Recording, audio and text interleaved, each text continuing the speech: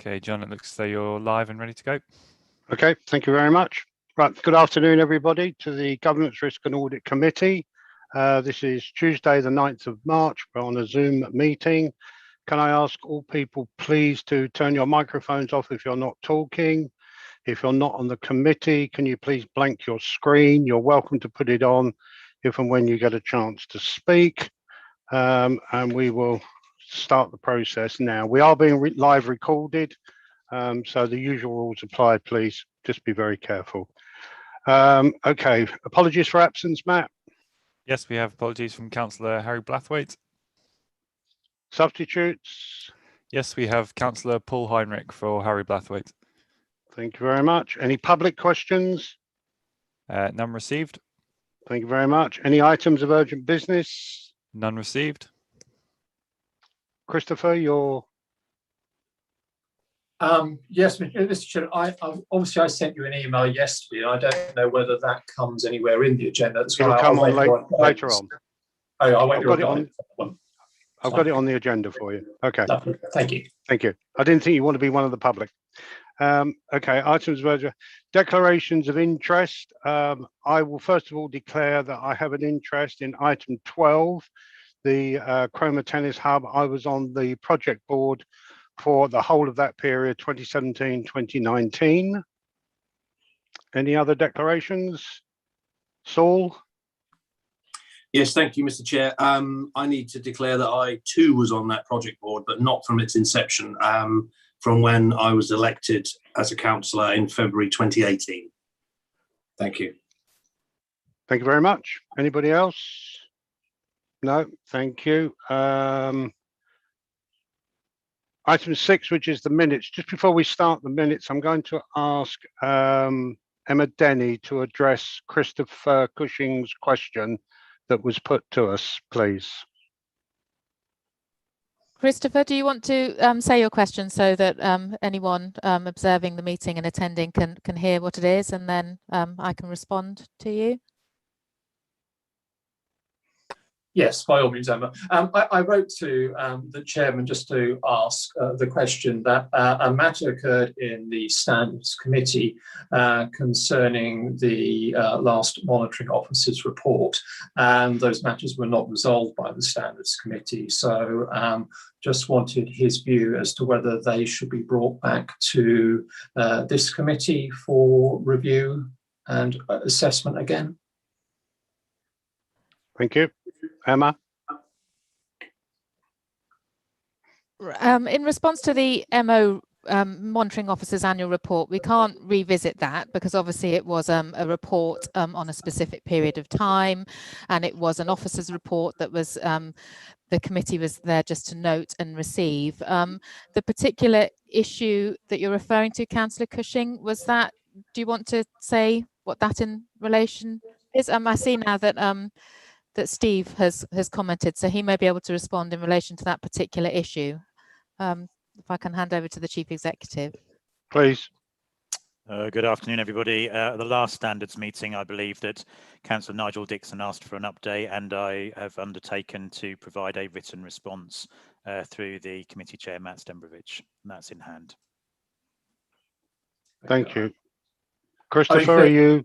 I mean, clearly, I wasn't at the Standards Committee. I don't sit on that, and I didn't actually attend either in terms of that. But I understood there were questions around the accuracy of the previous monitoring officer's report, which obviously were debated at length. And I understood that that monitoring officer's report was still not accurate. So I'm concerned if we don't go back to it, we're going to actually have a approved and inaccurate report. Is that the case? I'm providing a written... Okay, sorry, Steve. Sorry, I'm providing a written response in response to the request of the Standards Committee with respect to the issues that were raised, Chair. Okay, so... Okay, I think we'll move on from there. Okay. That's fine, okay. Can I just check who's actually going to receive that written response, please? Yes, I did acknowledge it. No. Oh, sorry, I beg about the email. Oh, I don't know, okay. Steve. The request that I had came from the Standards Committee, and it's my understanding that that is where the response will be provided to members of the Standards Committee. Okay, that's I fine. wasn't waiting for the next meeting of that committee. It is in hand in terms of the issues that were raised, and I hope to be able to conclude that by the end of this week. Okay, thank you. Okay, thank you, Christopher. Okay, item number 6 is minutes of the last meeting. You have copies of them. Agenda item 6. The last meeting was held on Tuesday, the 8th of December last year. Any comments, anybody, please, on page 1, on page 2, page 3, page 4, page 5,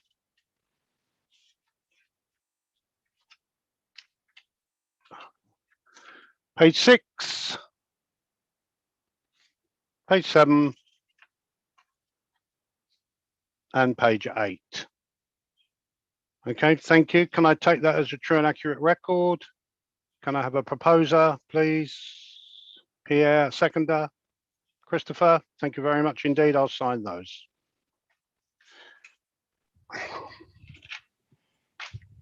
Okay, item number 7 is the EY annual audit letter. I've been told, Mark, that you're going to start this off and then with Lucy's assistance, or the other way around, I don't mind which. Thank you. No problem. Thank you, Chair. Good afternoon, members. So the annual audit letter is a summary of the audit findings that we had in respect of 2018-19. It doesn't repeat the detail that was in our audit results report because it's a more public-facing document. The audit results report was considered by this committee back in September, and there were no further items or issues to report between that date and the date we signed our audit opinion and certificate on the 22nd of February. And the annual audit letter, therefore, is the formal document to mark the close of that audit. So that's all I was planning to say on the letter. But Duncan and I are in discussion about the timing and scheduling for both the 2019-20 and the 2020-21 audit, so we can get back on a normal audit cycle as quickly as is practically possible. So I'm happy to take any other questions on the letter itself. Thank you for that, Mark. You're confident that things will get back onto a smoother path as what we can hope for in the future, are you? That we will get it done? Yeah. That is the way the discussions are going, certainly. That's good. Any members got any questions for Mark? Lucy, do you want to make a comment? No, I don't have anything to add to that, Chair. Okay. Saul, have you got your hand up? No? Okay, sorry, it's the reflection. Okay, well, thank you for that. We're just asked to receive and note that the audit letter for the year. So thank you, Mark, for presentation on that one. You're welcome. Thank you. Thank you very much. Right, item 8, the Governance Risk and Audit Committee self-assessment. This is going to be presented by Faye, please. Good afternoon. Thank you, Chair. Members of the committee will have seen this report before. We carry out this exercise annually. It covers the SIP for best practice in relation to audit committees, and it is a self-assessment that I facilitate the committee members score themselves in terms of how they compare with best practice. This report has been brought back to you this year for update. So we're going to take a look over the responses provided back in 2019.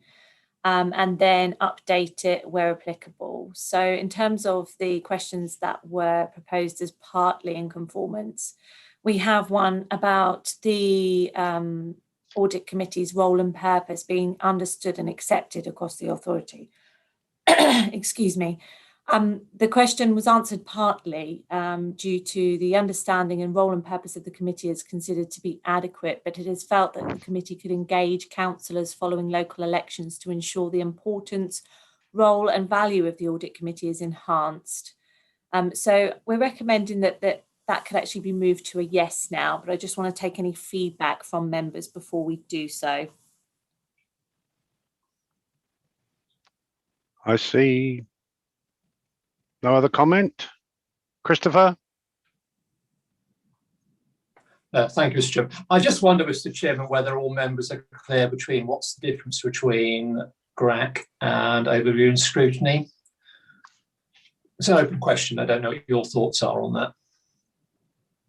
Well, I find it completely Well, I'm different. sure you do, but I mean, do you think they do? It's a question. Well, I think Emma Denny is probably the person to answer that. And I don't know if she gets any inquiries from any of the members to ask them which one's which. This is the biggest attendance we've had at GRAC for long as I can remember. So obviously looks good. Emma, have you had any comments on that?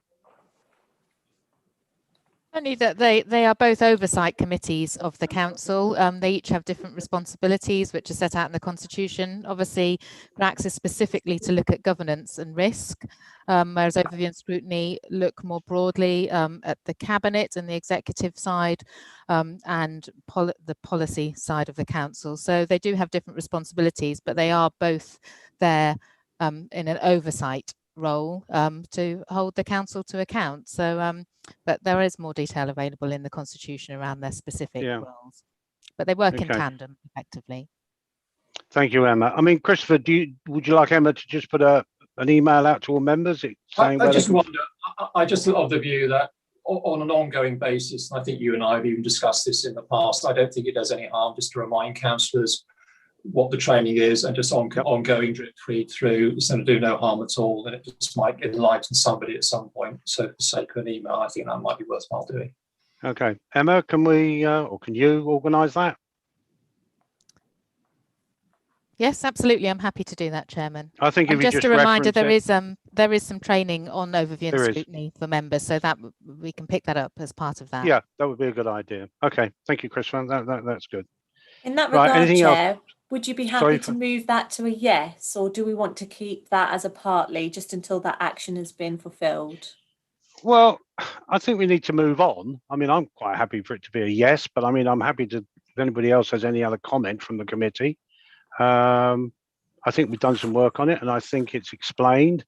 We've already said it's in the constitution, you know, people aren't capable of read and they need to find some of these things for themselves. But no, I'm more than happy. I think we should up it to a yes. Anybody disagree? Apparently not, Faye. So it's a yes. Brilliant, thank you. And then questions 14 and 15 related to the skills of the committee. So in previous years, we've circulated the skills and knowledge matrix from SIPFA. So I guess it's prudent just to circulate that on a regular basis, just to establish whether there's any further training requirements. So I'm happy to do that after the meeting, and then you can, the members of the committee can feed back to me if there is any gaps, and we can ensure that we fill those. Okay, that's good. Any comments on that? Go on, carry on. But otherwise, yeah, if there's any updates on the full questionnaire or the wording contained within, I'd be happy to have that and update that ready for next year. Okay, no, that's fine by me. I think it's a good report, easily read. Makes sense. Is there any comments anybody wants to make? Okay, thank you. We are asked to discuss the attached checklist on Appendix 1 to this report from 2019. Consider whether any of the scoring requirements, amending or improvements, which we have agreed, and action needed developed in any areas. I think we've justified doing all of that. Matt, we don't need a vote on that. And no, it's essentially noting you have commented and suggested actions for an improvement, so that's fine. That's lovely. Thank you very much for that. Turn the pages over. Okay, item number 9, progress report on the internal audit activity, November 2020 to the 26th of February 21. Back to Faye. Thank you. Thank you, Chair. I'd like to direct the committee's attention straight to 3.2 of our report, please, on page 42, and that outlines the number of days that we've been able to complete for the 2021 plan, noting that this had to be revised in response to significant risks posed to the council through COVID-19 and the pandemic response. So we've been able to deliver 101 days so far, equating to 70% of the revised internal audit plan for 2021. At 4.4 of this report, you'll see those audits which we were able to finalise in this period. So we've got corporate governance, which was given a reasonable assurance grading with 3 priority 2 recommendations raised. Council tax and NNDR was substantial with no recommendations raised. Local council tax support and housing benefit was reasonable with one important recommendation raised, and then the Crowborough Sports Hub project received a no assurance with 6 urgent and 4 important. And we'll look over the executive summary of that review later on in the agenda at item 12. So if I just take you lastly from the report perspective before we go into the executive summaries to 5.3, that just explains in terms of some of the delays that we've faced as an internal audit team in trying to carry out the plan. It has been extremely challenging. However, I do consider us to be on track for year end with some delays perhaps possible, depending on what happens from now until then. But a large proportion of the work has now been delivered. So we are in a good place in that regard. You've also got, as part of Appendix 2, the assurance mapping exercise. This piece of work was intended to provide the Audit Committee with comfort that when we revised the plan, there were no areas of risk that we hadn't considered as part of our desktop risk assessment. So we sent out questionnaires to all key service areas to ask them what changes had been implemented as part of the COVID response, and whether any of those needed to be fed into testing for the year ahead. It also subsequently has assisted us in considering what we should put into next year's plan, highlighting risks that couldn't be added to this year, but we can consider as high risk for next year. So if I move on, the full detail of that is provided for members to read and digest, and I'm happy to take questions after I've presented the rest of the report. But I just wanted to give you an overview of some of the important findings raised within the audits that we've been able to finalise this period. So for the assurance review of corporate governance arrangements, we raised 3 important recommendations.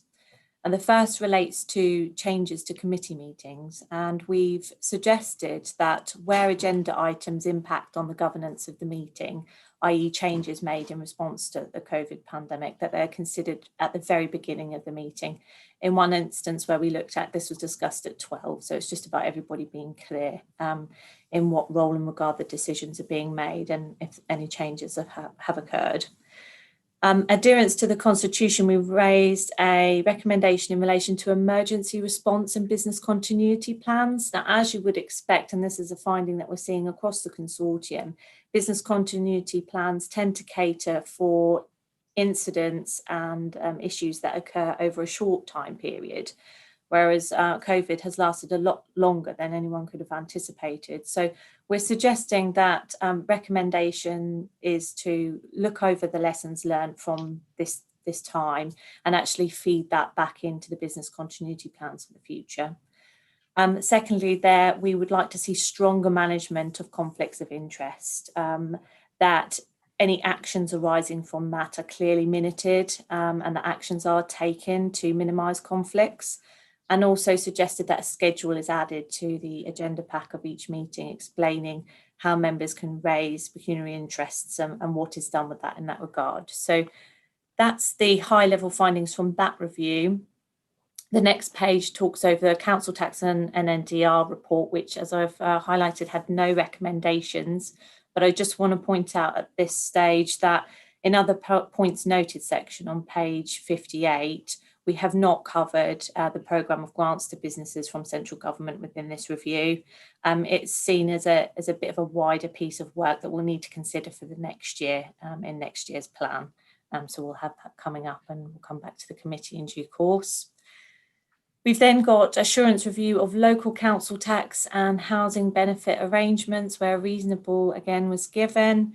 We've asked that reconciliations be done promptly following each month end. We noted that in one instance we had a reconciliation carried out a month after. Whilst I know that doesn't sound like a significant issue, we really do view reconciliations as a key control. So that's why we've raised that point there. Lastly, there you've got a position statement in relation to procurement and contract management over the COVID period. And under the audit observations section, you will have seen a number of suggested action points that need to be mitigated to resolve risks that we've potentially identified there. We do have the exemptions and exemptions to contract standing orders are agreed.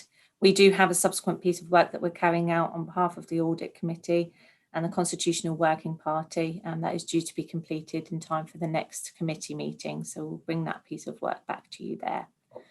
So that's the progress report, and I'm happy to take any questions from members that they may have in relation to the information provided.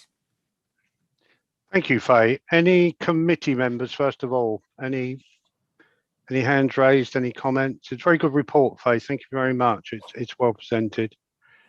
Okay, any other members that wish to raise any points? Matt, can you see anything?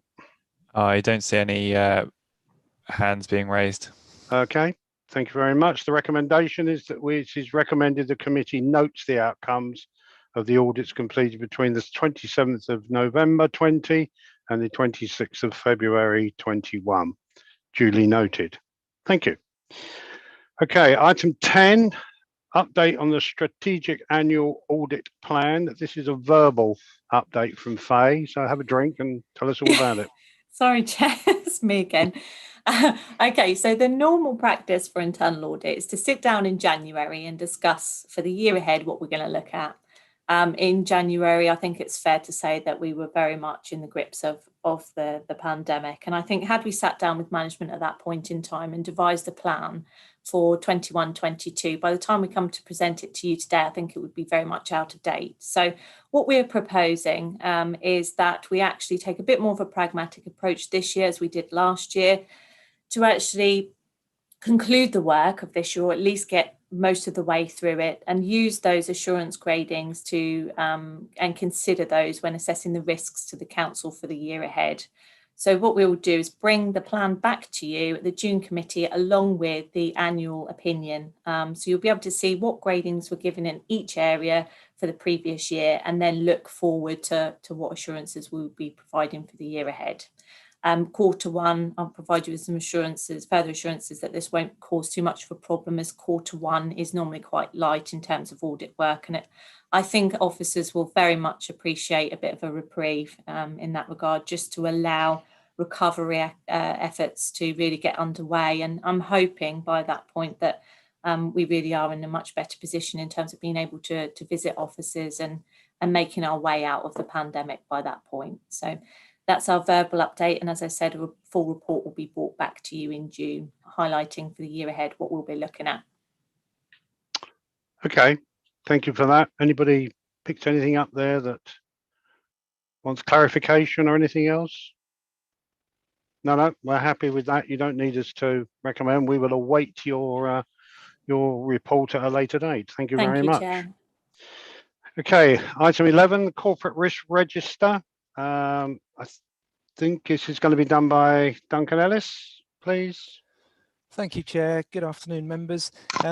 This is the first corporate risk report in relation to the authority that's been based on our new in-phase system. So you'll probably all recall for several meetings I've been talking to you about the new performance management system that we have in place called in-phase, and also that there is a reporting module within in-phase that covers risk. So this report has come directly off the in-phase system. So we're hoping that this new format will be beneficial to members, and you'll have heard me talk about direction of travel and how things have moved before, which was very, very difficult to accurately plot and to follow when we used to use the spreadsheets. So hopefully you'll agree this is an improvement.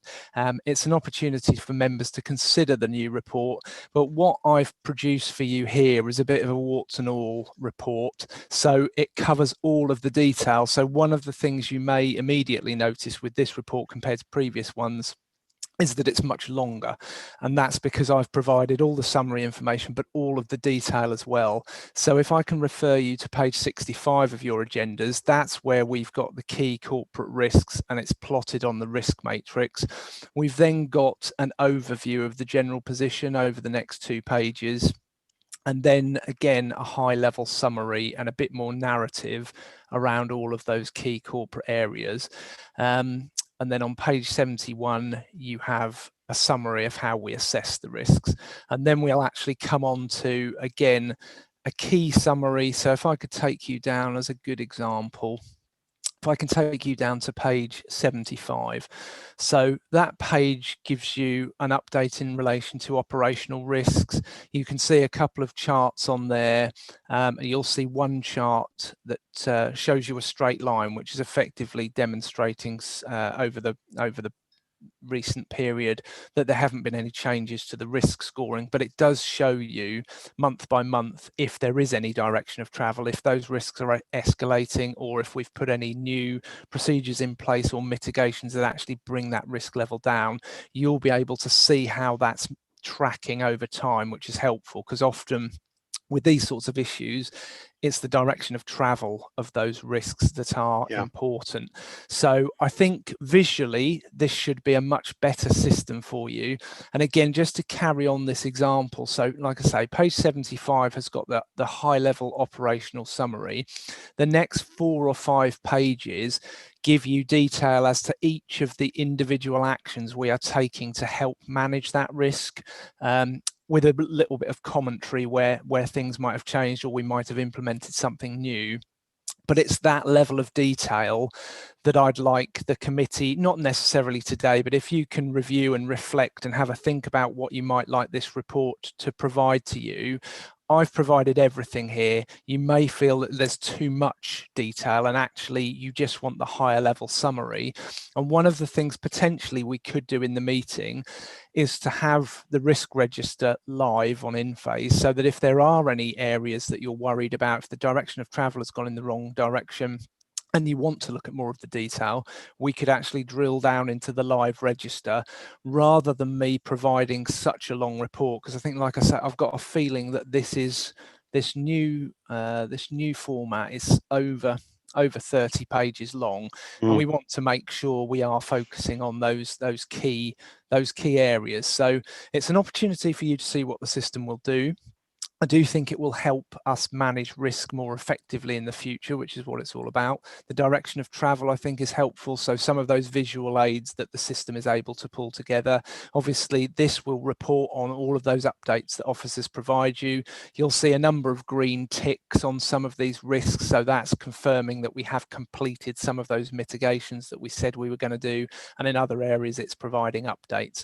So I'm happy to take any questions around the report today, but what I would appreciate from the committee is just some consideration as to what this report might look like in the future, because we can absolutely tailor this. I thought it's easier for me to provide everything for you today so you can consider it, and then maybe you can feed back to me after the meeting and before the next meeting, so I can tailor it better to what would be most helpful, really, because like I said, I don't want to mask the higher level issues with providing too much detailed information. So I'll hand it over to members for questions, Chair, if that's okay. Thank you. Yes, thank you very much, Duncan. It's very interesting, as you say. It is a lot of paper, and we appreciate that. First of all, one needs to get a grip of exactly what we're looking at, etc., etc. I think the direction of change, I think we spoke about earlier, is one of the most important factors. It's what you can identify straight away. You're asking about suggestion. My only suggestion would be, if something new is added, can we have it identified somewhere so that we know it's a new one? I don't know, a different type, a different logo, whatever, just so that we're aware that this is a new one that's come on board. Because I think you get the sort of word blindness. You keep reading them, you say, I've seen that, I've seen that, I've seen that. And it's not that they're not interested in them, but I think the new ones are always the ones that you really want to follow, if you like, and you're more aware of it. So maybe there is just somewhere different colouring, whatever, just on that particular one. I've said my piece. Anybody else on the committee want to have a word with Duncan about this? See, Councillor Cushing. Yeah. Thank you, Mr. Chairman. Thanks for this, Duncan. Just one observation, sort of an overall one, looking at it, is I note that on none of the risks do we actually have when that list was, the date of when the risk was last reviewed. And I appreciate for some of them, there'll probably be ongoing risks. There may be some of them which are time specific. So do any of them actually have a deadline by which the risk needs to be mitigated or dealt with? That may help as well, I think, in terms of, sort of picking out things which we probably do need to focus on.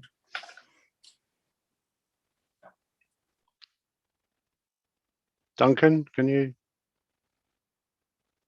Duncan, yeah, sorry. Yes, yeah, that's absolutely fine. What I'll try and do. So, some of the mitigations and some of the actions will link back to lots of the things we're talking about today. So, in terms of some of those audit recommendations that Faye has highlighted, some of those will feed through into mitigating actions. So, where we're talking about all the improvements we're looking at in terms of project management, for example, they will help to mitigate against some of those risks within the register.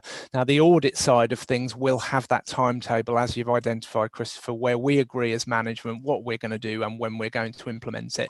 What I'll have to see if we can try and do within phase is link that information in, or whether there is a field for a date, because off the top of my head at the moment, I can't quite recall. Helen was going to join the meeting today because Helen's our in-phase guru and she's been doing all the work on the risk module, and she would probably know. But I'll have a chat with Helen, because we are able to build these reports. So it's very likely that there is a date in there, and it's just then a field we pull through into the report. So if the committee would find that helpful, absolutely, I can look at that. And just to come back to your comments, Chair, when you talk about new, so at the moment, what we try and do every other year, the committee will agree the new policy framework. You'll probably all recall we did that extra work on the council's risk appetite last time, and we looked at those key strategic risk areas which are now reflected within the register. So within that overall framework, I would hope that we can cover most risks. There might be something very, very exceptional that comes out, but I can't think of an example at the moment. So when you talk about the new areas, are you thinking more about a new mitigating action potentially? Yes. Right. Yes. Okay.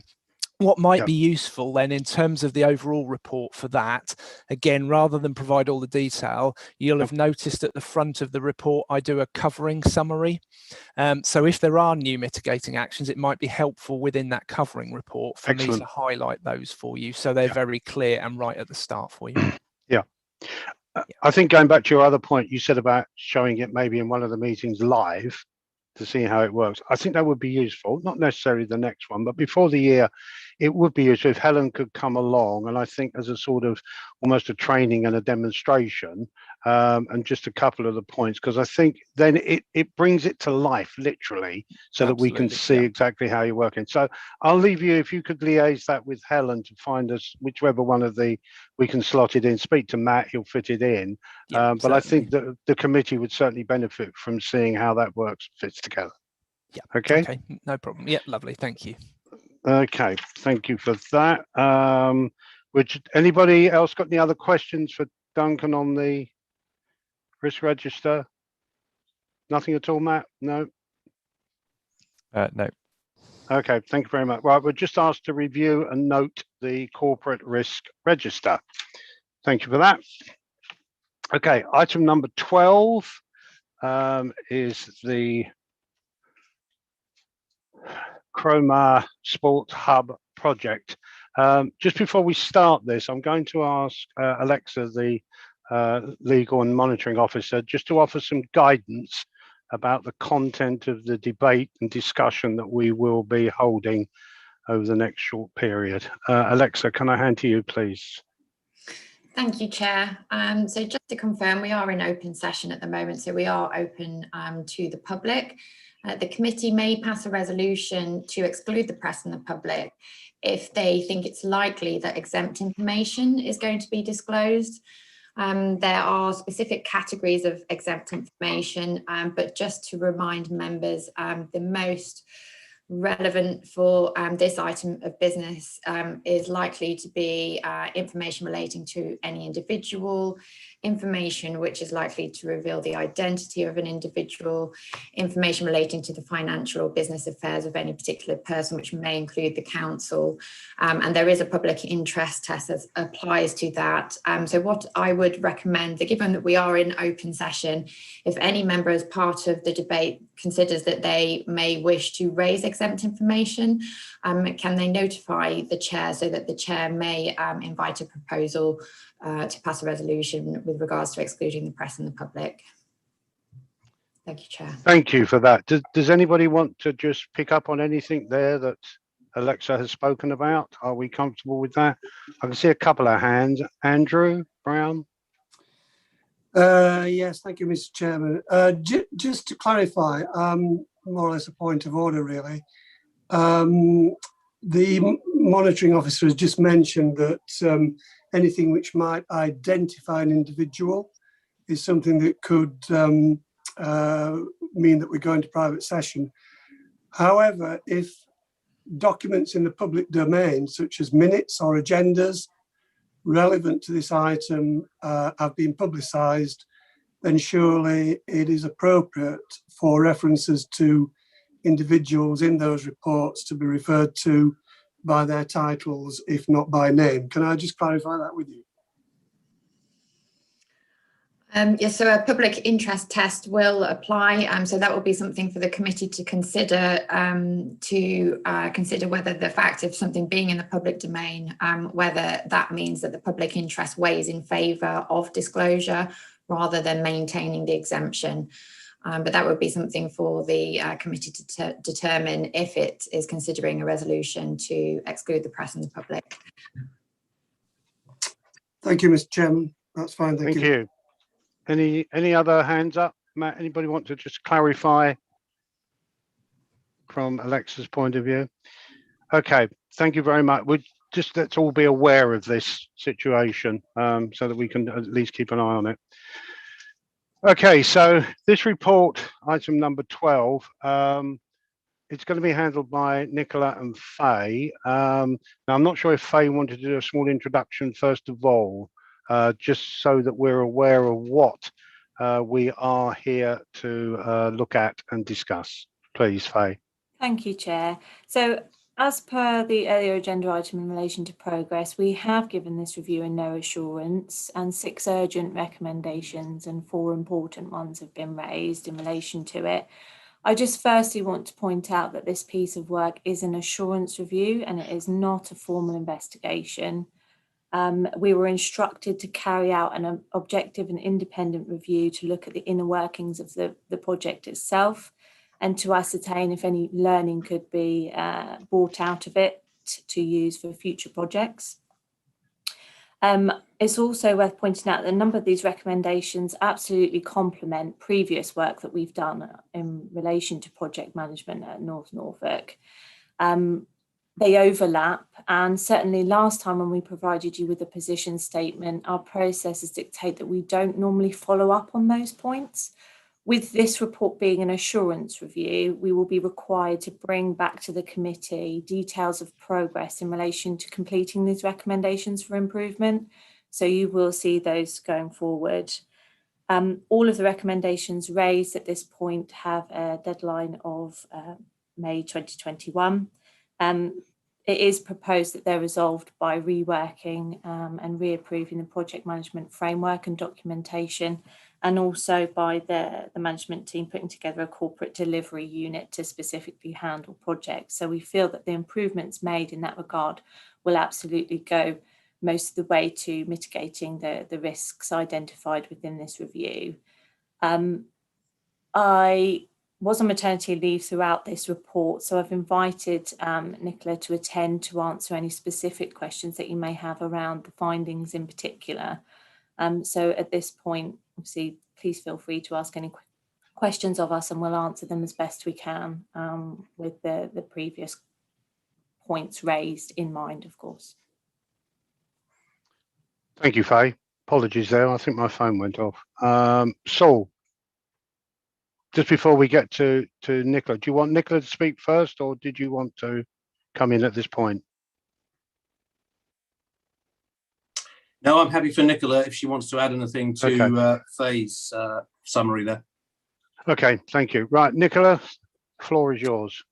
Thank you. I wasn't proposing to add much more, really. I think it's really important that the point that Faye has made is this was a review to identify gaps and weaknesses in process, and therefore agree with the council to put in place recommendations to address those.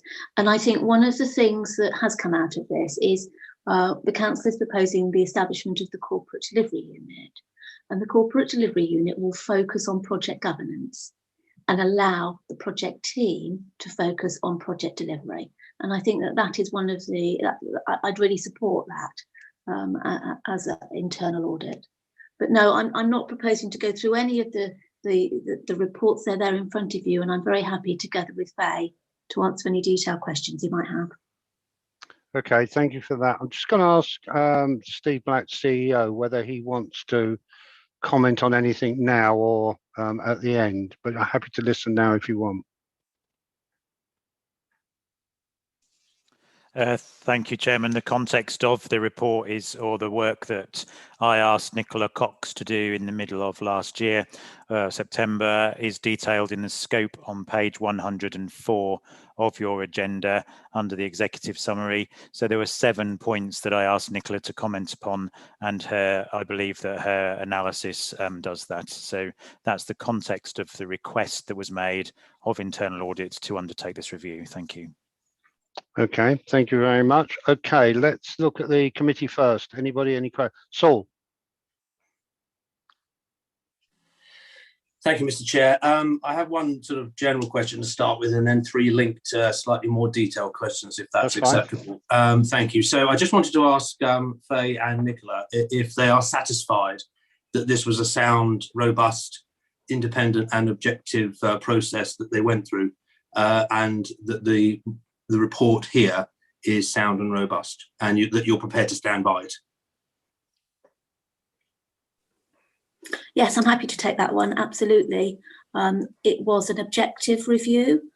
I think it helps that I have not had lots of dealings with the authority, so I was completely independent, but as internal audit, that's exactly the purpose of this. And any discussions I might have had with people during the progress of the report, I then went back and identified evidence to support or not what had been said. So I am happy that it is sound and objective. It's been through a rigorous quality assurance process with my line manager, our director, Faye, and then detailed discussions with the chief executive at the authority, and also 2 or 3 of the key officers, to make sure that we have got our facts right and that the report is representative of the position.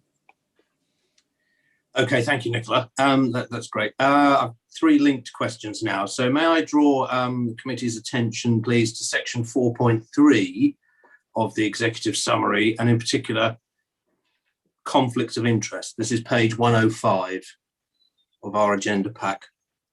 Yeah. Thank you. So I note that in this section, it states that, quote, conflicts of interest are not robustly managed.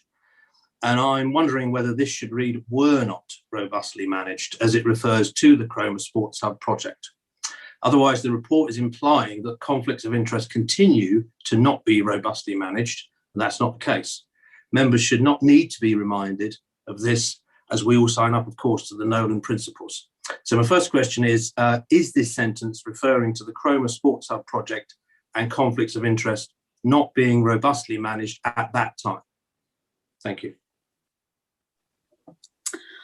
I will refer you back to the summary that Faye gave of the corporate governance review earlier this year. And within that, we also looked at the way in which conflicts of interest are managed and felt that there were areas in which this could be improved. And that includes reminding members with the aid of a flowchart or some prompt at the beginning of each meeting what they are being required to declare, and then recording the action that you take in terms of managing that interest.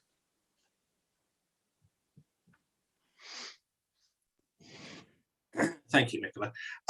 Referring to the Cromer Sports Hub project and the fact that in this report it states that conflicts of interest were not robustly managed, I'd like us to refer to the cabinet minutes, NNDC cabinet minutes from the 4th of December 2017. Now, these, of course, are in the public domain. In the minutes, it clearly shows that a cabinet member declared a conflict of interest. And I wonder whether this is the sort of conflict of interest that you are referring to here in the executive summary as being not robustly managed? What I was looking at when I was looking at management of conflict of interest was the mitigating action, and that's what I've made clear in that. That while conflicts of interest were declared, there is not recorded in the minutes the mitigation action that was taken to make sure that any conflict was fully managed. Thank you. That answers my question about how they were not being robustly managed at that time in terms of mitigation. I just wonder, did that cabinet member who had declared an interest in this project continue to be involved as the project progressed, and if so, in what capacity?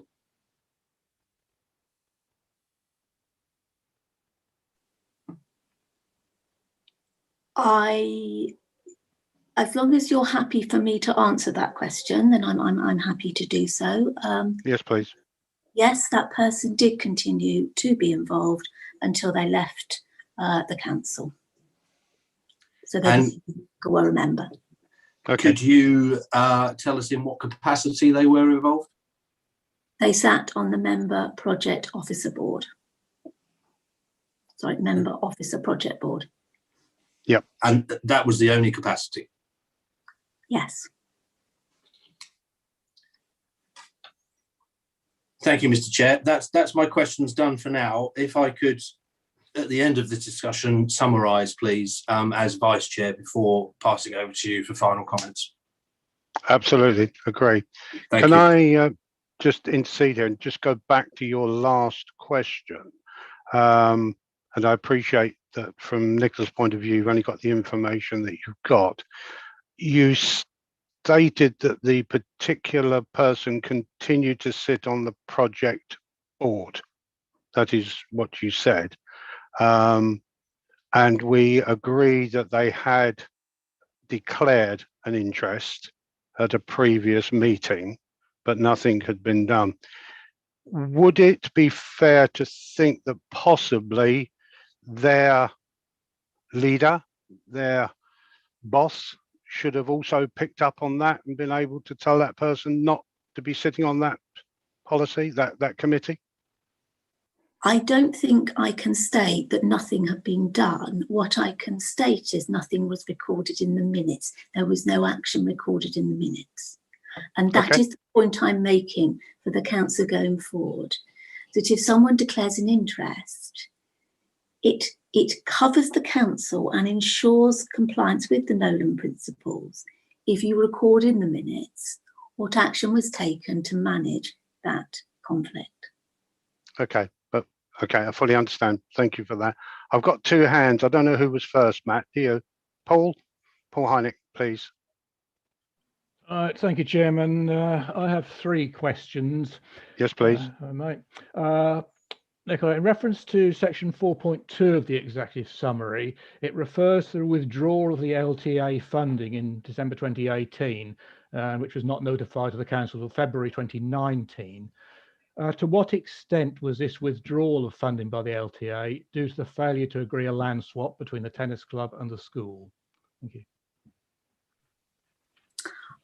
The rationale given for the withdrawal of that funding offer was because they had changed their strategic direction.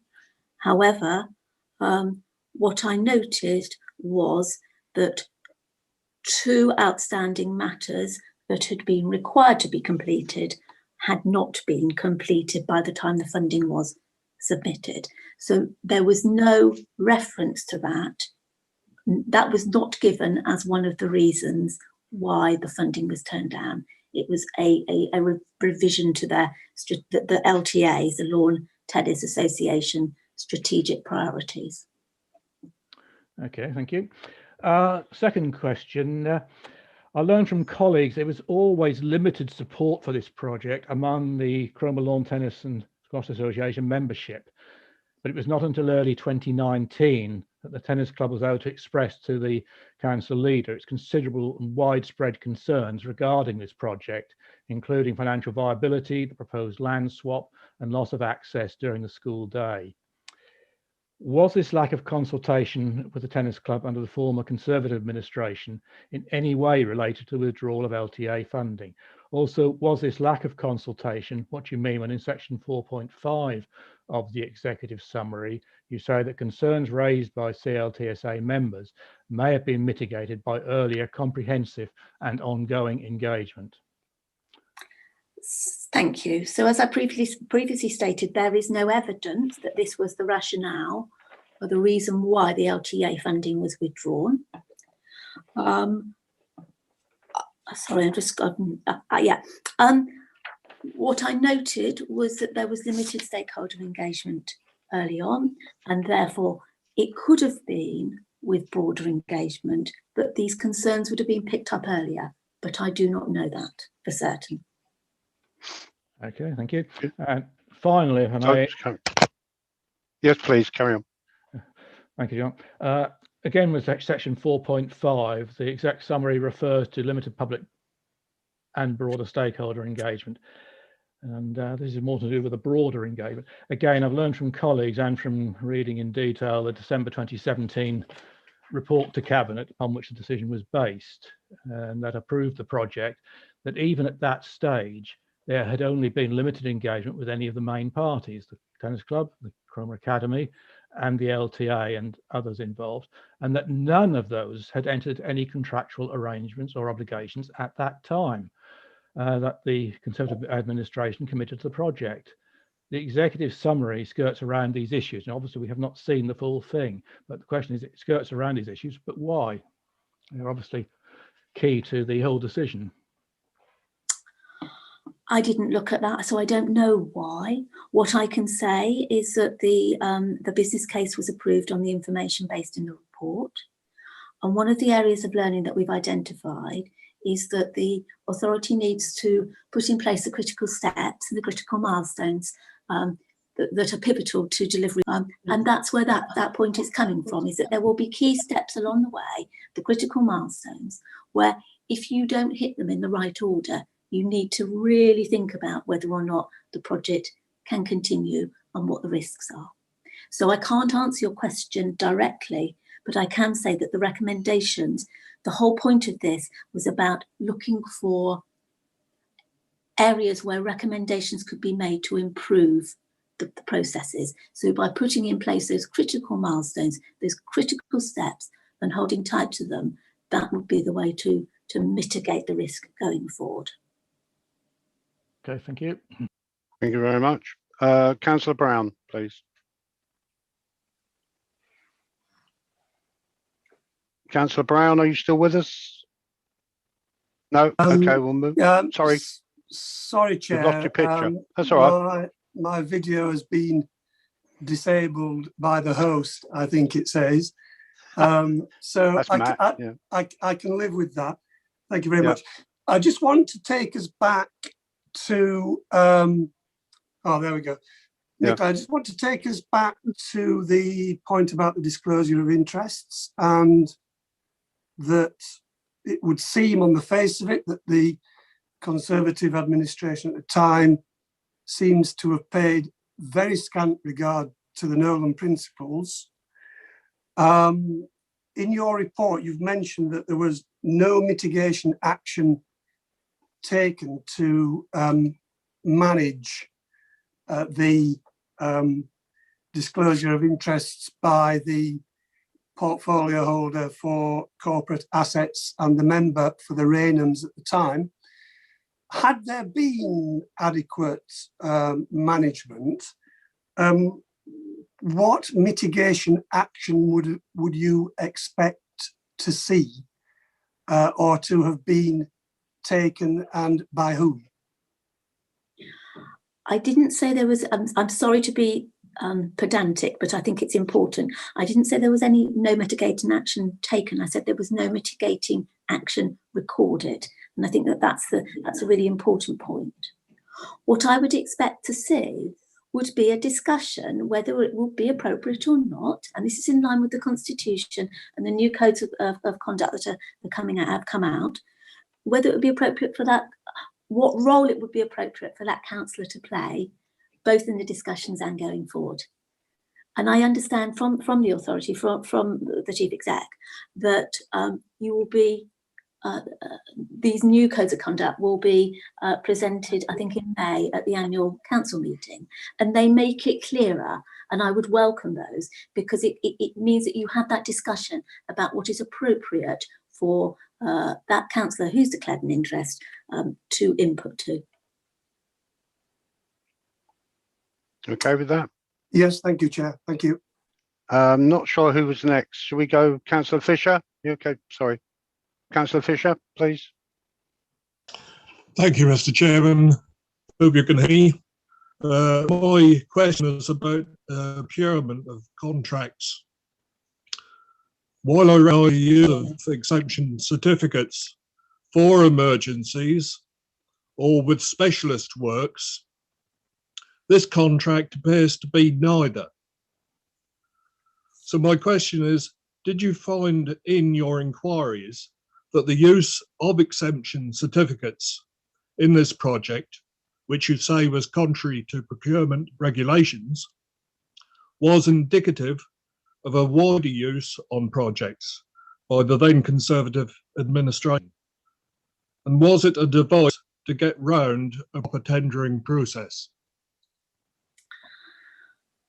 There is no evidence that I've found of wrongdoing, and were there, I would have alerted my immediate bosses, and this would have turned into a different investigation. There was a rationale that the specialists used were had the expert and the local knowledge, and therefore the exemption was agreed in accordance with the Constitution. So it was taken through the right processes.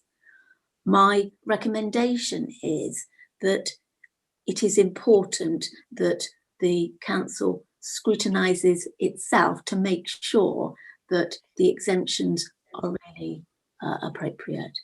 And there is a separate piece of work that's currently going on, looking at and again, Faye mentioned it in her internal audit report, reviewing the processes for managing contract standing orders exemptions. But no, there was no evidence of wrongdoing found as part of this work. Thank you for that. Councillor Budikofer. Thank you, Chair. I have two questions relating to the project governance and management. In section 4.3 relates to enabling works that were completed at financial risk to the council and the expenditure incurred without critical milestones being reached. It would be helpful to the committee to give examples of these and on whose authority were they given. This refers or links quite neatly with the previous discussion about critical milestones. An example would have been the work that was done to the car park, and I think that that's fairly well known, is that in order to meet the timescales of this project, some work had to be done to the car park at the academy.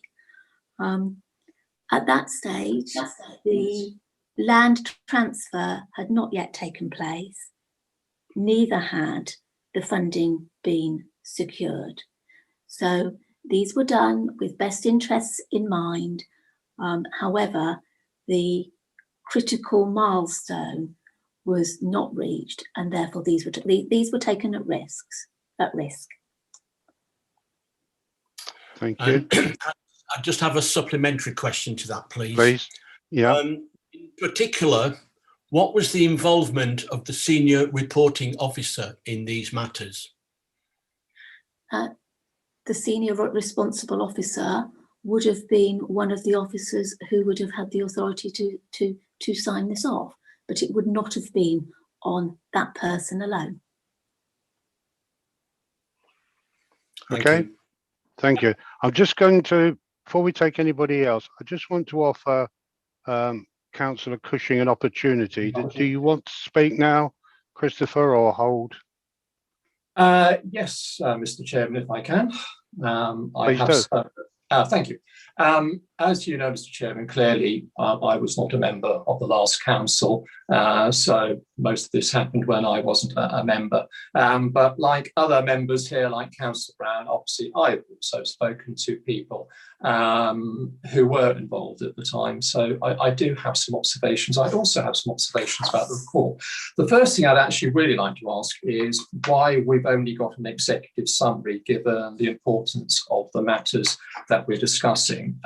As a committee, we often get landed with some very large reports, and I'd have thought it very appropriate to actually have got the detailed report, not just the executive summary. So I will come back to that if I may. The other thing I'd want to be clear about is I don't think the report, the executive summary, is quite as clear as it might be, is about who was actually in charge over the duration of this. And I think that relates to some of the questions that previous members have just made. Just to be absolutely clear, this project, as far as I can understand, was actually incepted in December 2017.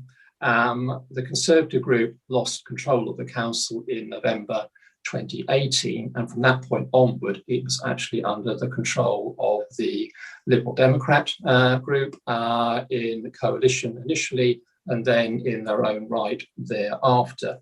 And I make that point because on a number of occasions in this executive summary, it does make reference to that on page 1, on the first page on page 95 in section 1.1.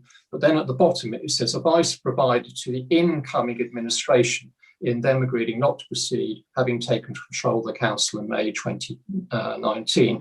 Well, a bystander could read that as assuming that the Liberal Democrats came to power in May 2019. That's not the case, as we know. They were in power for the preceding 6 months. And I think that's really important because a lot of the really key decisions, as far as I can make out from the evidence in front of me, were taken between December 2018 and onwards. So I want to go back also to the original business case that we talk about here, and we've had made sort of slight reference to the Lawn Tennis Association.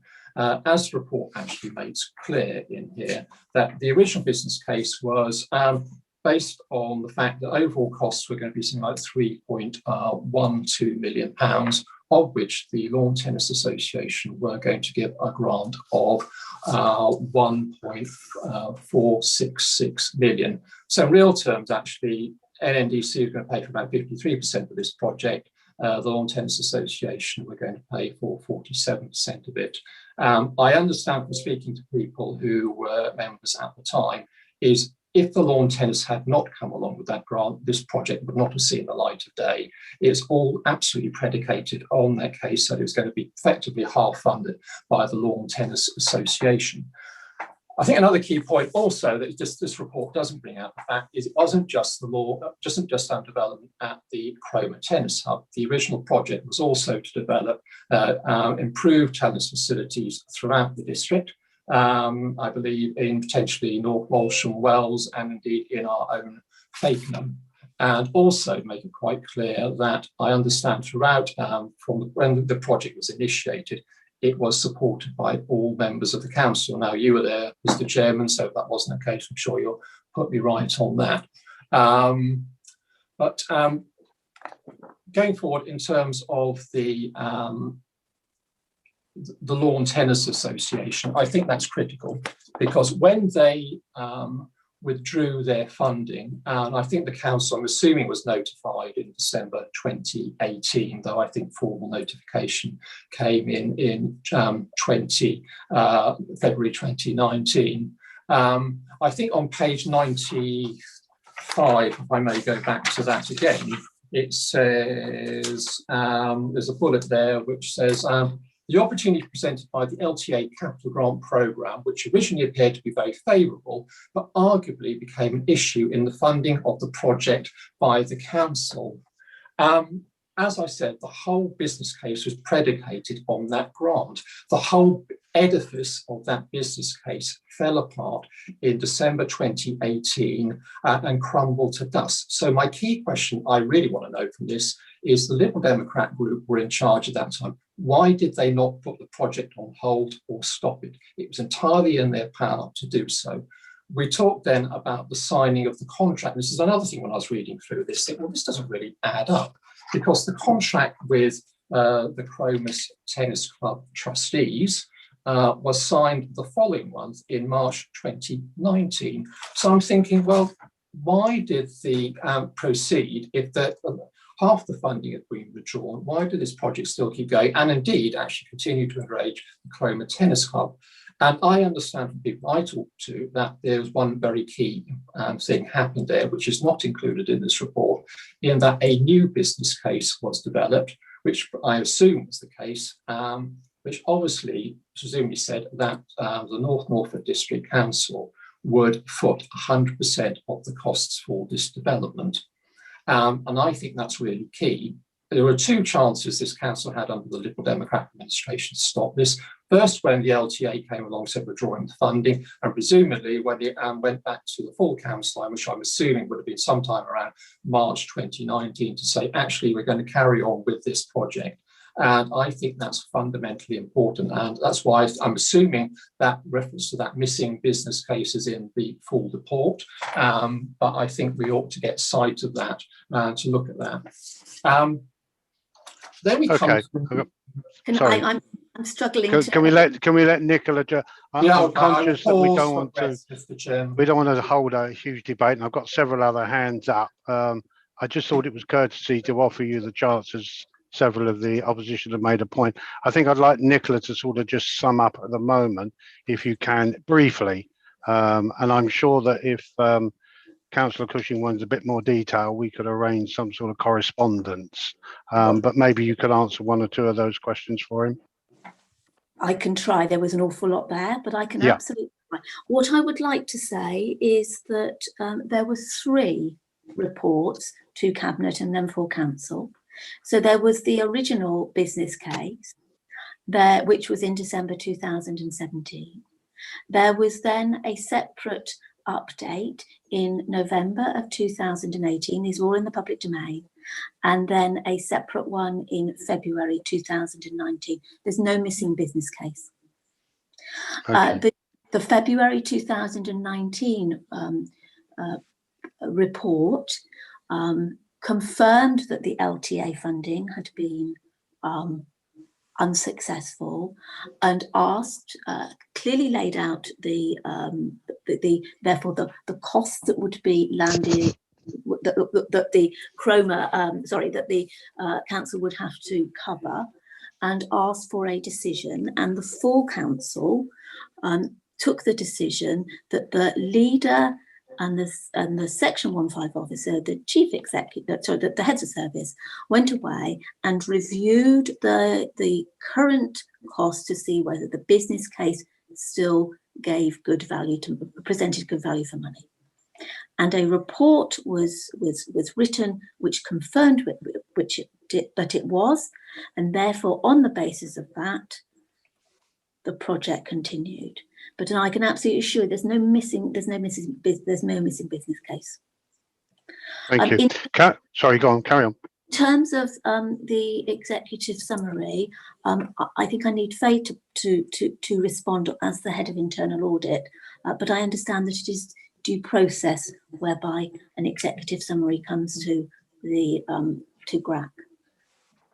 Thank you, Nicola. Yeah, just reaching on that first point made there, you'll see earlier in the agenda the progress report. That is our usual report template. We provide the executive summary there for discussion.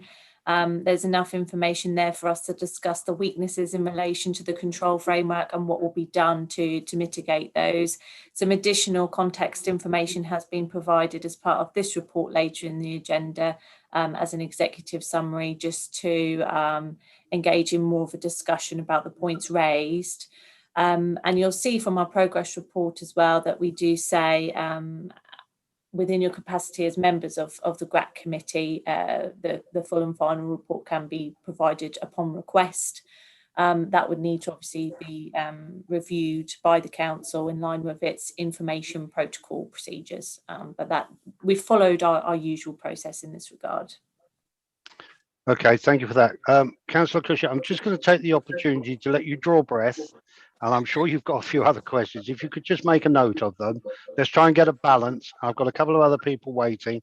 I won't ignore you. We will come back, time permitting, and we will finish off the discussion. Are you okay with that?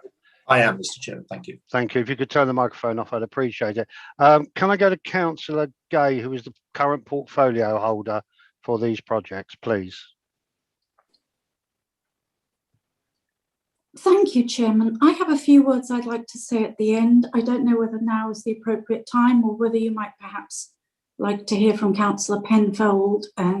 He's the only hand I can see up on my I think we'll let you speak now if you want. Okay, thank you, Chairman. Obviously, I would like to begin by recording my thanks to Nicola, who's been answering our questions, and to Faye. And I'd like to say that from the inception of the audit, as a Liberal Democratic administration, we've argued that this audit report should be published in full. So I know it's been observed this afternoon that people don't have the report in front of them. That's not because we haven't asked for it. Cabinet members have made it plain that it should have been made available to members of this committee this afternoon. And we can only tell you that we very much regret that it hasn't been. There are one or two things I would just like to add. There is a paper before Cabinet next Monday which will reform the way in which projects are governed at North Norfolk District Council. You can find that report on the Council's website. Everyone can see it. And the effect of it will be to make certain that there is wider consultation on large projects with far clearer lines of accountability and a series of audit points, Chairman. And there will be further direction about interests. But I would like to add something about interests. There's something about interests I would like to say. I'd like to place it on record that in my experience, district councils in North Norfolk, whatever their political affiliation, the vast majority of councillors are alert to their duties to the Northern Principles, and they're alert to any potential conflicts of interest. They uphold these principles and they abide by them without being reminded of them. And finally, Chairman, I think there's something I should say in response to Councillor Cushing. It's quite short and sweet. I'm not going to go into a long piece. The council officially went into no overall control in November 2018. That's the proper designation for it. It was in no overall control. I think that's correct. Thank you, Chairman. Thank you. Okay, Councillor Penfold, please. Thank you, Mr. Chairman. And just to follow up that point, and I think set the record straight for Councillor Cushing, in the autumn of 2018 and spring 2019, we were in no overall control. There was I think I'm right in saying two Conservative members of Cabinet at that time, so it was on a coalition basis. And in 2019, the viable business case that was confirmed to the council had Conservative support. So we were the Liberal Democrats were a minority administration. The leader had reservations, but was obliged to follow full council. And at full council, there was Conservative support for that continuation. I do agree with Councillor Cushing that the full report does need to be sent to GRAC. But if you'll allow me, I'll come back to that in more detail in my summary before your conclusion. Thank you. Okay, thank you for that. Okay, back to Councillor Cushing, if you want to take the floor again. Thank you, Mr. Chairman. I'll just address some clarification around the missing business case. I was not inferring there was a missing business case. All I was referring to the fact that the executive summary in front of us makes no reference to that. Clearly, there must have been a business case, and I think that's the important point I was making. I'll just quickly mention to Councillor Gay and Councillor Penfold, well, really, I mean, come on, I think you had the votes in the chamber to take control of the council from November 2018, admittedly not not as a majority administration, but you had the votes. Otherwise, there would not have been a change of administration. So really, in that sense, you in the Liberal Democrat group were in the driving seat and had the opportunity to review this and make a recommendation if they felt this project should not have proceeded. And I have to say, it is I think, perfectly legitimate question to ask. As all the LTA funding disappeared, it could have been stopped at that stage, or certainly at the very least put on hold. But if I may come just to the end, or when it actually was cancelled, we have a position where in March 2019, it was seen to have a robust business case and carry on. So the issues around the Cromer Tennis Hub and the support there, and I think there was a change of membership of the management committee, not the trustees who signed the contract. So I think there's something that the report doesn't bring out. There were the Cromer Tennis Club trustees. They're the people who were responsible for signing the contract. And there was the management team. And I think it was the management team where there was a vote amongst the members and there was a change of control there from people who were not supportive of the project. But as it states in there, that contract was signed in March 2019. Was any effort made by the district council to secure that contract from the trustees? I understand it was a legally enforceable contract. And also, it just seems to me that who made the decision to actually stop the actual project? Now, I'm not saying for a moment that it was the wrong decision. I don't know. I wasn't involved closely. It may well have been. But it states, I think, on page, I think the last page somewhere, just looking at my notes around there, that it says that in August 2019, members agreed that the project was no longer feasible. Well, who was that? I'm not aware that came to full council. I'm a member, so I don't record I had a say in that. So I would like to actually get some clarification as to who actually did that. And if I may just conclude, Mr. Chairman, I do think that it feels to me like there's a little bit of rewriting of history here. And I have to say, I come from somebody who knew nothing much about it beforehand. I'd obviously had conversations with people, but I'd never gone into it in any detail. But the fact is, a lot of the key decisions were made under the control of the Liberal Democrat coalition or the Liberal Democrat administration outright from November 2018. And that seems to be lost in all of this. It seems to be the rewriting of history that it was an ill, misconceived project by the Conservative administration. And given the amount of LTA funding there, it doesn't sound like it was misconceived. The whole world changed in December 2018 when that was withdrawn, and you could have stopped it at that point. Okay, thank you for that. I think you've had your fair report as you've had yours. I think we need to go back to Nicola to just address some of yours. I noticed we have several hands up, so I'm going to ask people when we do, please don't let's go over and over again all the things we've already discussed. We're all aware of it. We know what the situation is. We've all got the same report in front of us. Nobody's got anything different to be looking at. So there are a few more questions.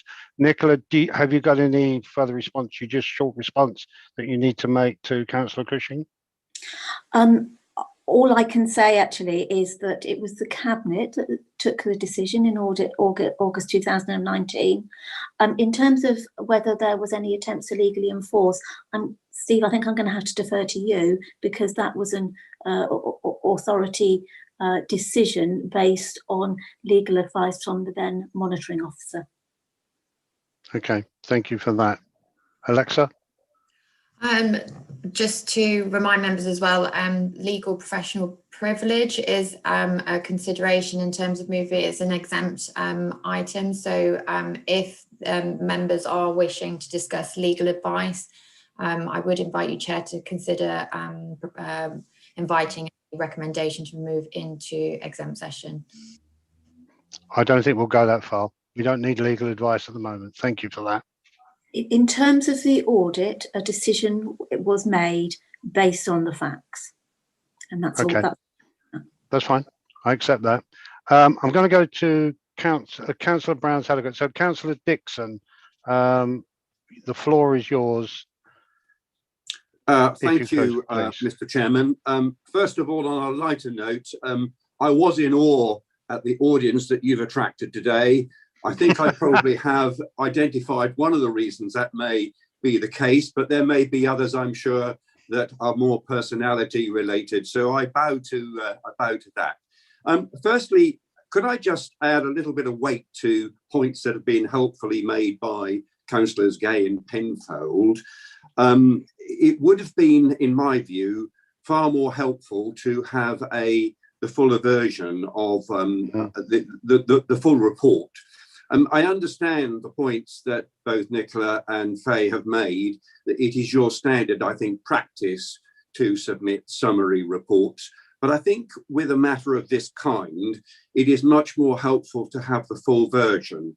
And I'm sure, Mr. Chairman, it's within your committee gift to make that happen. And I hope that you will pick up on that, because I think that it will serve us all much better if we have that fuller understanding of some of the areas that at the moment we are having to rely on Nicola to explain to us. And it would be helpful for us to be able to read those in person, so to speak.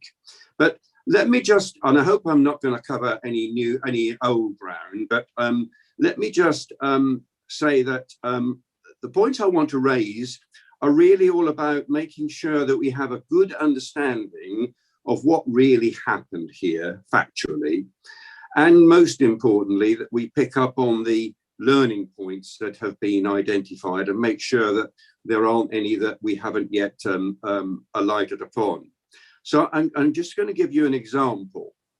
And if I can draw your attention to the conclusion of page 106, up to April 19, there was an expectation with full council support that the project would be completed.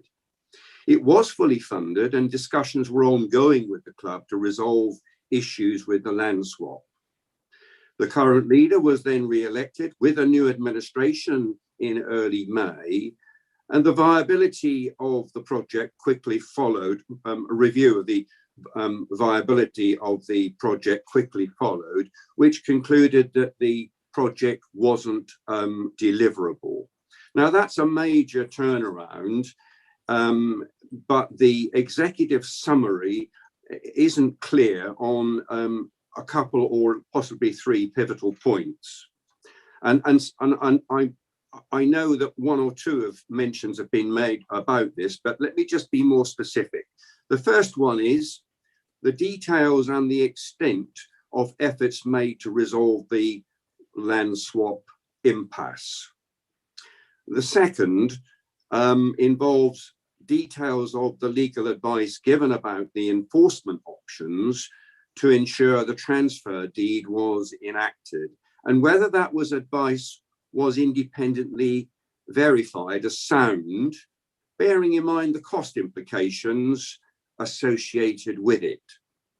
And the third point, which I think has been answered, which is which members agreed in August 19, and I think Nicola said that was a cabinet decision. So the cabinet appears to have decided that it was no longer viable, and that was the way which that decision was made. So I'm satisfied, I think, on the third point, but on those first 2 points, I would ask, and I don't expect a question, I don't expect answers today, I have to say, because I think that might take us into areas where I think, Mr. Chairman, you don't want to go, and it may not be the most opportune time to do that. But I want to leave those 2 points with you and with the officers so that we can have a fuller response to them and have a better understanding of what's happened here. Thank you, Mr. Chairman. Oh, lovely. Thank you very much for that. I appreciate that. Councillor Brown, I'm just going to put you on hold for a minute. You have had several questions. I just want to make sure that a few other people who may want to say something are not being left out. Councillor Seward, please. Thank you very much, Chairman, and I would like to thank the auditors as the acting leader with the council at the moment for the work that you've actually done for us and the help you've given in providing answers to questions. Can I just say, just to go back to make sure we've got the factual chronology right here about what happened with this project. By the time my own group as the Liberal Democrats became a minority administration or coalition administration in December 2018, this project was a long way down the road. And one of the first things that confronted the leader was to learn around late January, February 2019 that the Lawn Tennis Association had withdrawn, which was roughly half the funding. That came as quite a shock to the council. And I do agree with Councillor Cushing that that seriously brought into question the whole viability of the project, because moving forward, that Lawn Tennis Association funding was critical. What we then did was to ask for the business case to be re-looked at again and whether it was viable to continue. The advice we received at that time from the corporate director that was overseeing the project and senior officers was that a viable business case remained. That went back to full council, and full council, on the basis of that advice, which involved the support of all groups, ourselves in the end, as Liberal Democrats, we did not have the majority of votes, we depended on others. That project was proceeded with on that basis. However, what then was becoming apparent from February 2019 onwards was that a significant number of members at the Lawn Tennis Club were having reservations about the project. And their support was crucial because a land swap deal was there. And without that land swap deal, it was not possible to actually build the new academy. You cannot build something on land that you do not have. And those noises became increasingly loud as we moved into the spring of 2019. And certainly by April, beginning of April, early April, there was a meeting of the members of the tennis club. The committee was changed completely, and the tennis club were very clear they were not prepared to agree to the land swap. That was the nail in the coffin. You cannot build something if you do not have the land. So along with the loss of funding, and then the fact that the land deal couldn't be completed, and as the auditors have rightly said, if in fact there had been better and more alert consultation with members of the tennis club over a longer period, we might not have ended up in that situation. We had no choice but to bring the project ultimately to a close. And if we'd wanted to continue with the project, we would almost certainly have had to resort to legal action against the then management committee and trustees of the club. Okay. They were unincorporated, and I don't think that a council that starts suing residents over matters like this is putting itself in a very good place. It's something we shouldn't be doing. So that was the chronology of what ultimately brought this to an end. And I have always been very consistent to say that there was some real lessons that had to be learned from this, and that this was a serious mistake, that it ended up costing the council taxpayers of North Norfolk an awful lot of money, and that should never, never have been the case. Thank you, Chairman. Thank you, Councillor Shood. Nicola, I'm just conscious of the fact that a lot of the questions are being directed around your report. Are you comfortable with that sort of intervention and questions that have been put there and an explanation? Are you aware of that? I'm comfortable with the comments that have been made, and I've been able to respond to those that I felt would be helpful to do so. So thank you. So thank you for that. Faye, do you want to update on anything at the moment, the way we're going? Are you comfortable with this conversation going the way it is? Yeah, I don't think I can comment any further at this stage. Just reiterating the earlier points that we do have some recommendations that are required to be completed by May, and that progress in relation to these will be back at the committee with the next follow-up report. Okay, thank you. We'll get back to you on that. Councillor Brown, I can still see your hand. Do you have another question, please? Yes. Would would the auditors agree with me that from the executive summary, there seems to be areas in the management of this project by the Conservative administration that are not open and are not transparent? And also there seems to be a lack of accountability by the members of the project board, from what I can see, in that the senior reporting officer, I'm told by colleagues who were in meetings at the time, merely reported feedback, and there was no engagement by the cabinet members at that time in any analysis or any in-depth examination of the progress or lack of in the project. So that's something I'd just like to canvass your opinion on, if I may. But before I hand back to you, I just want to say that it's a sign of an administration that's in dire trouble when it sends out its leader to attack the current administration, the Liberal Democrat administration, for its mishandling of this project. Between November 2018 and August 2019, when the decision was taken on the 23rd of August by Cabinet, of which I was then a member, to close this project down, it's worth remembering that the Liberal Democrats had an even bigger mismanaged project to unpick. Okay, I'm going to stop you there, Councillor Brown. We're getting off track here. I'm sorry. I think you've had quite a lot of conversations here. I don't want to get this bogged down. It's not fair on the auditors for us to keep going the political route. So I thank you for your comment. I do appreciate it. If you have anything, I'm sure if you want to send them an email, they'll try and answer some further questions for you on those issues. If I may, Mr. Chairman, if we could just come back on the questions that I asked about the openness and transparency of the report. I will ask her now. Yes, But if you thank could, you, Nicola. Thank you very much. Nicola, could you?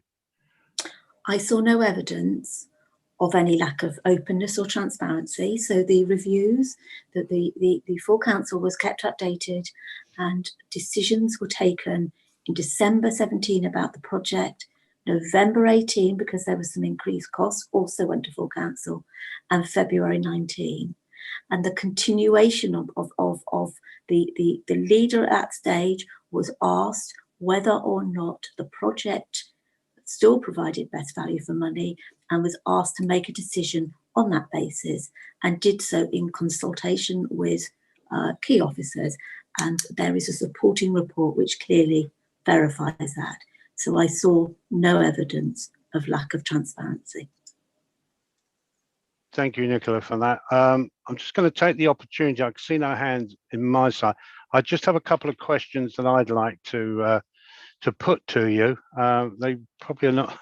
They're not going to need much of an answer. Were any members of the project board at the time? Did you make contact with any of those for any comments? No. Can you?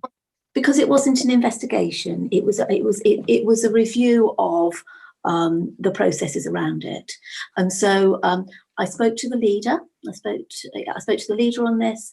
I spoke to the chief executive, and I spoke to the Section 151 officer, and I spoke to the monitoring officer, as well as a number of other officers. But I had access to all of the minutes of those, and I trawled through every single one. Okay, can I just ask you one other thing, just sort of point of clarification? If at any time while you were looking through the reports, etc., I wondered if at any time you came across any time where the project leader at the time was instructed to cease and communicating with any of the projects until further notice, so that a time element could take place for discussion. I have a sort of memory of this being discussed, and I'm just trying to clarify. I'm not saying it was admitted. I just wondered whether you were aware that there was a point where they were asked to cease any further work until things were sorted out. There was a point, and that was I think it was in late spring, so it was certainly after the change in committee at the Cromer Lawn Tennis and Squash Association, that there was a request for work to pause while clarification on the land swap was completed. Can I just ask you if there's any evidence of that? Yes, and yes. Okay, there is. Thank you for that.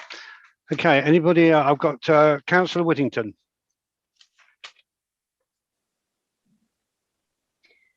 Thank you, Chair, and thank you, Nicola, for your excellent responses.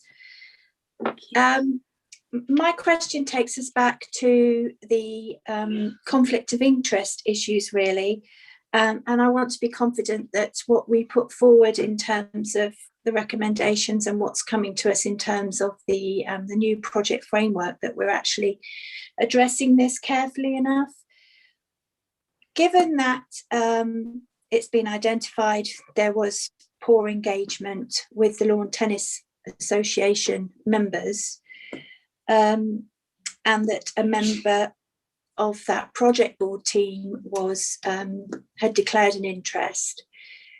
If you were looking back and you saw, as you said, there was no record of mitigation that was taken, would you consider it appropriate that a member of that project board would be offering legal advice and be nominated as a legal advisor for the Tennis Association while being on the same board for the project? Would that Sorry, be the can I kind of just, thing? Councillor Whittington, I just want to clarify here. You know, you're asking something which may be out of our scope. In which, do you have evidence of this that can be necessarily produced to Nicola, or are you? I want clarification whether it's suitable for someone to be Okay. operating on both sides of the fence. In Okay. effect. Let's just leave it at that, and we'll ask Nicola whether if she can answer that, and maybe we can. Actually, I think we're better off. We'll go to Alexa on that one. Yeah, I can't.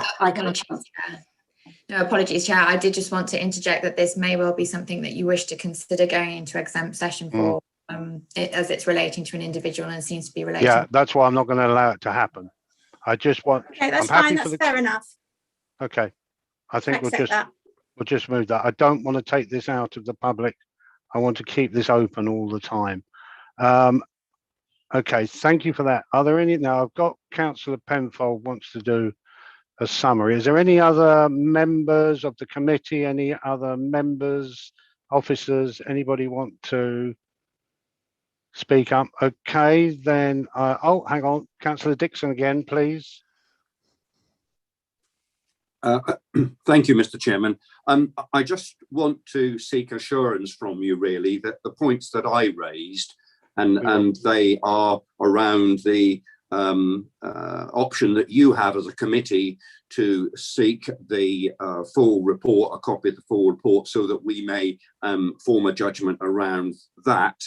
And the two questions that I asked, which I think probably do take us into exempt issues, and I don't want to do that today, but I just want to ensure that they are going to be picked up at the end of your discussion and will feature in some further discussion another day. Yes, I can assure you they will. I'm sure if I forget again, you will remind me, Councillor Dixon. So thank you for that. Councillor Penfold. I just wonder whether Councillor Cushing had a question before I summarise. Yeah, please, Christopher. It actually just following up from that particular point around looking at the more detailed report. And I just wonder, Mr. Chairman, whether it would be advisable for us to perhaps, once we've got hold of that, have another opportunity to meet and review that. Okay. Okay, I'll look at that. Okay. Thank you for that.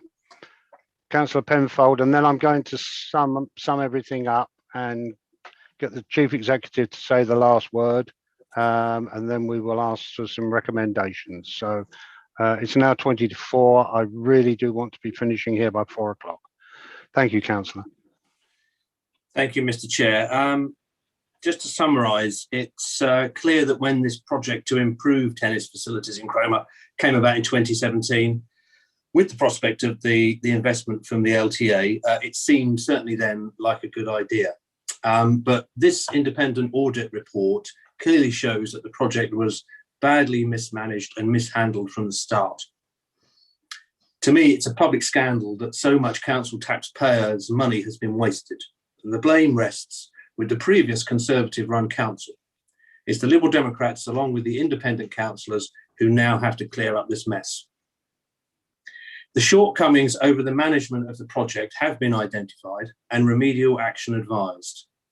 However, GRAC members have not seen the full auditor's report, and therefore, I believe we are placed at a disadvantage when considering the adequacy of the recommendations. I was given an assurance by the auditors in my very first question today that they are professionally satisfied that this was a sound and robust objective process and audit, and that they are prepared to stand by it. The full report, I think, therefore needs to be shared with members of this committee to enable us to carry out our duties correctly. This is not like most other reports we receive at this committee, which usually follow the protocol of providing a summary. This one has been given a no assurance grading. I think I'm right in saying it's the only one to have been given that. And so we must be given access to it in full in order to understand its lessons and to improve as we move forward. Whilst the recommendations of the summary report appear to be sound and robust, and indeed will go to Cabinet next week and must be acted upon, it's difficult for GRAC to know whether these need adding to, strengthening, or indeed if there need to be further recommendations, as we have not seen the full report. I would therefore like to ask that we be given access to this full report in a non-redacted format so that we can properly assess it and learn its lessons. I would like to request that the Chairman of GRAC request the full report on behalf of us as a committee under the need to know principle. Thank you. Thank you, Councillor. I will proceed with that request first of all. I think we have a recommendation, and I think that recommendation, if I'm reading people's feelings correctly, is I would recommend that the full report is provided to the GRAC members only, and I would like to say to the Chairman of Overview and Scrutiny as well, should be given a copy, because that is a real need to know basis for us to proceed. Other members can submit an individual request for a copy of the full report, but that, I'm afraid, is the procedure. Emma Denny, could you just confirm that?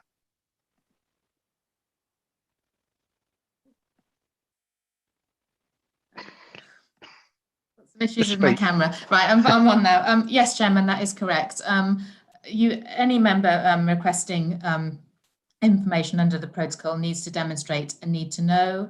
I think that GRAC members, and as you've said, potentially the Chairman of Overview and Scrutiny can demonstrate that need to know to help them fulfil their roles on those committees.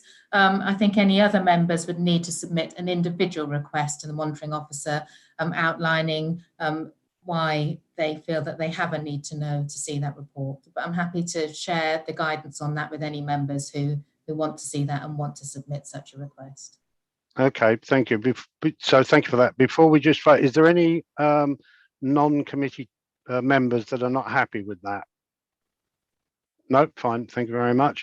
Okay, so I'm going to put forward that as a proposal that those report is released to all GRAC members, a full copy, and the full copy unredacted, please, to the Chairman of Overview and Scrutiny as well. So we need a vote on that, Matt. Yeah, if you're proposing that as a committee recommendation, you'll need a seconder as well. I will propose. Second, Councillor Penfold. Can I have a And show of hands? Sorry, I'll go do on. a roll call for that, Oh, John. okay. Okay, please. So, Councillor Rest? For. Councillor Penfold? For. Councillor Cushing? For. Councillor Heinrich? For. Councillor Butikofer? For. And Councillor Fisher? For. So that's all in favour? Thank you very much. Okay, so that's the recommendation. I don't think anyone's got any other further point. I'm just going to ask before we sum this up now, Chief Executive Steve Blatch, have you got anything that you'd like to finalise or any comment that you have on this procedure? No, Chairman, thank you. I'd like to thank Nicola for attending this afternoon and answering members' questions. The issue has involved the authority spending a large amount of money, and it is important that we learn about our processes so that we improve and mitigate those potential issues moving forward. As Faye Hayward outlined in her introduction to you, there was a report prepared, a position paper prepared around project governance in the middle of 2019.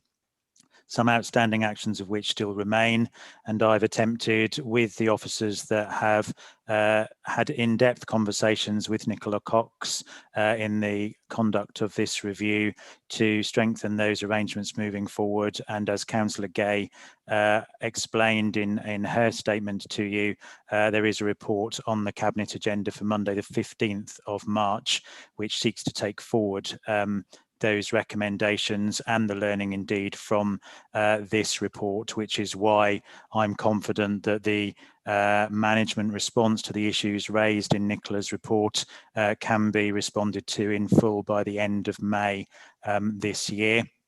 That includes strengthening project governance, leadership, member involvement and stakeholder engagement, and critically a clear timeline and critical path analysis for each project so that the potential to spend in advance of funding confirmation or the securing of land is minimised moving forward. So I believe that each of those issues is addressed in the Council's response and is available for members to debate further at Cabinet on Monday the 15th of March. Thank you. Thank you very much. Councillor Penfold, you still got your hand up. Thank you, Chair. I just wanted to add my thanks to Nicola, Alexa and Faye for their patience and professionalism this afternoon in answering our questions. Many thanks for that. And just as a footnote, it might be that we as a committee need an extraordinary meeting to discuss the full report when we have it, rather than in a regular. Okay. Thank you. We can look at that. Just going back to the full report, I'm not sure who's going to send it out to us. Is that going to be you, Emma?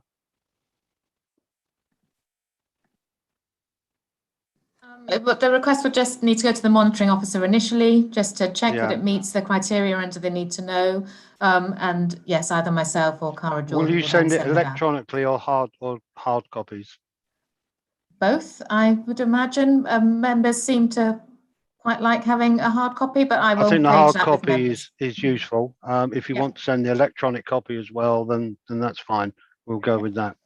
Okay, so just to close up on item 12, we have a recommendation that the committee review the executive summary at appendix 1. Well, I think we've given that a pretty good going over of this report and suggest improvement actions and note the additional context provided at appendix 2.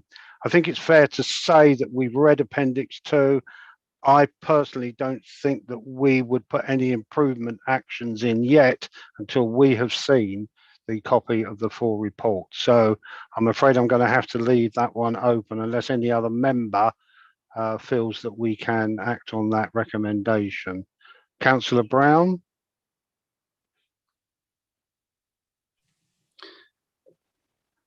So, sorry, Chair. No, that was just to express my support for you in taking that decision, and I look forward to seeing the full report when it's released. So thank you, Chair. Thank you for that. Okay. Thank you very much. I don't think we have any other issue now on item number 12. I think we can safely close that one. And thank you very much for your patience. I do appreciate it was going to be a little bit fraught as it was.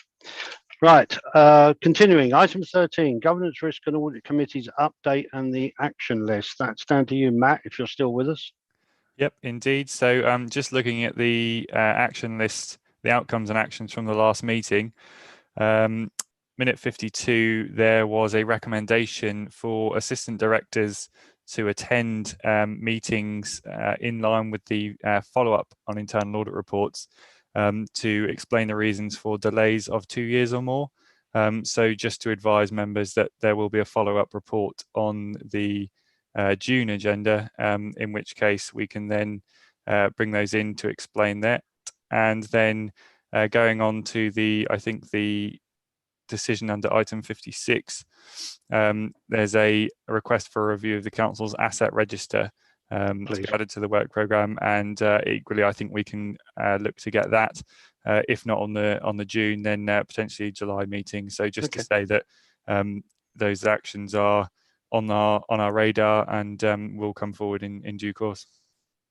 Lovely. Thank you very much for that. Okay, so I'm trying to read messages at the same time. Sorry. Anybody got anything for Matt on that one? No, that's fine. Thank you. Item 14, Governance, Risk and Audit Committee work programme. Lucy, can I give you that? Have you got any updates on things like final statements of accounts, that wonderful subject we deal with? Everyone's favourite, isn't it? Yeah. So, so due to the ongoing situation with the COVID pandemic and some of the concerns expressed about audit deadlines, there was a recommendation in the recent Redmond review into local government finance and audit to move those audit deadlines back to end of September, which is where they originally were. MHCLG have agreed with that recommendation for this year and next year, subject to review. So it may be that the extra July meeting that we had put in previous years to review the account specifically, we may not need that this year and next year. Obviously, there's other items of business, and we decide as a committee that you need that meeting, and that's fine. But we wouldn't expect the sign off of the accounts to come forward at that time. As a team, we're still working towards the end of May as the deadline for preparing the draft statement of accounts for the current financial year. Obviously, it's now March, so we're running into the end of the financial year imminently. So work is now started on closing the accounts and preparing everything that we need. We are expecting there to be issues with members of staff still helping with the pandemic response. That may slow our processes down slightly. We are trying to factor that into our planning and making sure we do a lot of engagement early on, so that doesn't affect us too much. This is obviously the second year in a row we've had to do this remotely. I think we're pretty expert at it now. So last year there was a lot of fast learning to do, but I think this year we've got it down to a fine art. So I'm very hopeful that won't have too much of an impact on our meeting that end of May deadline. I will, of course, report to the committee if I think there's any concerns around signing off and meeting that deadline. But at the moment, I would expect to bring a draft statement of accounts to you at the June meeting. And I will let you know as soon as possible if that looks like that's not going to be able to be met. Okay. Thank you very much. Okay, I think we're just about finished. Matt's looking at me. Nothing else. I was just going to add to that, John. I think Lucy covered it to some extent, just to say that we have got several other kind of items that were delayed through the course of the pandemic that we need to get on the work program somewhere. So it's just as and when they come available. We did have the external audit plan scheduled for this meeting, but obviously with audits delayed as they are, it's still to be seen when that comes forward. So we'll just keep an eye on it, and when we can get that in, we will. Okay, I think it's worth noting, and there may well be a request for an extraordinary meeting going back to our previous conversation, but I think none of these things need to be carried over if we don't need to, and I think this committee is happy to have an extraordinary meeting if the auditors have got the papers ready and you want them cleared and you want it done. We'd be more than happy to assist with that so they don't get built up over a period of time and then we forget where we're going. Okay, I think it's just for me to say thank you very much to the auditors for your very comprehensive reports, etc., and your patience in listening to the questions that were thrown at you.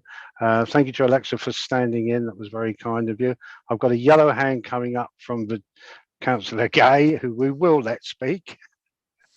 That's kind of you, Chairman. I thought somebody should thank you, so I thought I'd do it. Thank you for your chairing this afternoon. Oh, my pleasure.